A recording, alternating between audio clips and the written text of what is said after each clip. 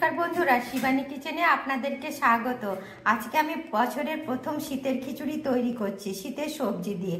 এর জন্য চাল আর মসুর কলাইয়ের ডাল ভিজিয়ে রেখেছি।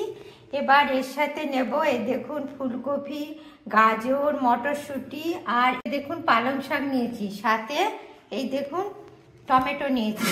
এবার চলুন রান্নাটা বসা। জলটা গরম হয়ে গেছিল, এর মধ্যে আমি খিচুড়ির চাল আর ডাল একসাথে দিয়ে দিয়েছি। সমস্ত মশলাগুলোকে ভেজে নিচ্ছি। পেঁয়াজ, আদা, রসুন, শুকনো লঙ্কা, গোটা জিরা, ধনে গুঁড়ো, জিরে গুঁড়ো, সমস্ত লঙ্কাগুলো একটু মশলাগুলো এই দেখুন ভেজে নিচ্ছি।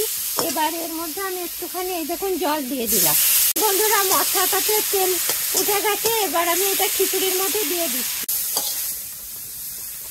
এই দেখুন বন্ধুরা, কি দারুণ খিচুড়িটা হয়েছে, দেখেছেন? সবজি খিচুড়ি।